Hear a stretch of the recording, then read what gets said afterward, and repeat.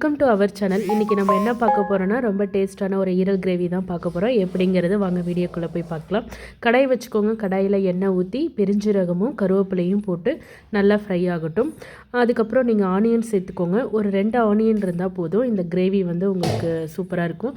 Onion சேர்த்து நல்லா fry ஆகட்டும். இந்த ஈரல் கிரேவி வந்து சாதம், இட்லி, தோசை, சப்பாத்தி எல்லாத்துக்குமே சூப்பராக இருக்குங்க. அது ட்ரை பண்ணி பாருங்கள். அதுக்கப்புறம் தக்காளி சேர்த்துக்கோங்க. பழுத்த நாட்டு தக்காளியாக இருந்துச்சுன்னா ஒரு தக்காளி சேர்த்து ஆட் பண்ணி நல்லா வந்து ஃப்ரை ஆகட்டும். இந்த ஈரல் கிரேவி வந்து இம்யூனிட்டி பூஸ்ட்டுக்கு வந்து ரொம்ப ஹெல்ப் பண்ணுங்க. பிளட் இல்லாதவங்க கூட இந்த ஈரல் சேர்த்து வாரத்தில் ஒரு 2 நாள் நீங்கள் சாப்பிட்டிங்கன்னா போதும், உங்களுக்கு பிளட்டு நல்லா இன்க்ரீஸ் ஆகும். வாஷ் பண்ணி வச்சுருந்த ஈரல் தான் நான் ஆட் பண்ணியிருக்கேன். ஈரல் வந்து நல்லா அந்த எண்ணெய், வெங்காயம், தக்காளி, இஞ்சி பூண்டு பேஸ்ட்டு எல்லாத்தோட கலந்து மெர்ஜாகும் போது உங்களுக்கு டேஸ்ட்டு நல்லா கொடுக்கும். இஞ்சி பூண்டு பேஸ்ட் வந்து இதில் நான் ஆட் பண்ணியிருக்கேன், வீடியோவில் ஷேர் பண்ண முடியல, சாரி. அதுக்கப்புறம் வீட்டில் அரைச்ச குழம்பு மிளகாத்தூள் தான் நான் சேர்த்துக்கிட்டேன். எல்லாத்துக்குமே நம்ம நான்வெஜ்ஜுக்கு வந்து எங்கள் வீட்டில் ஒரே தூள் வந்து ஒரே ஹீரோ வந்து இதுதான். அதுக்கப்புறம் சால்ட்டு உங்கள் தேவைக்கு ஏற்ற மாதிரி நீங்கள் சேர்த்துக்கோங்க.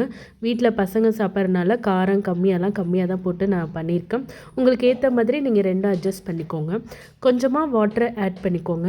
வாட்டர் ஆட் பண்ணதுக்கப்புறம் இது ஒரு பதத்துக்கு வந்ததுக்கப்புறம் நீங்கள் இதை வந்து நீங்கள் ஆஃப் பண்ணுறதுனால ஆஃப் பண்ணிக்கலாம். இல்லையா எனக்கு வந்து ஒரு கிரேவி பதத்துக்கு வேணும் அப்படிங்கிற பட்சத்தில் நீங்கள் என்ன பண்ணுறீங்கன்னா தேங்காய், பெருஞ்சீரகம் அரைச்சி இதில் ஆட் பண்ணிக்கோங்க. நல்லா கொதித்து வரும்போது நீங்கள் வந்து கொத்தமல்லி சேர்த்து நீங்கள் இந்த ஈரல் கிரேவி வந்து ஒரு ஃபைனல் ஸ்டேஜுக்கு வந்துடும். இது வந்து இட்லி, தோசை எல்லாத்துக்குமே கரெக்டாக இருக்கும். நாங்கள் இந்த கிரேவி வந்து இட்லிக்கு தான் வச்சு சாப்பிட்டோம்.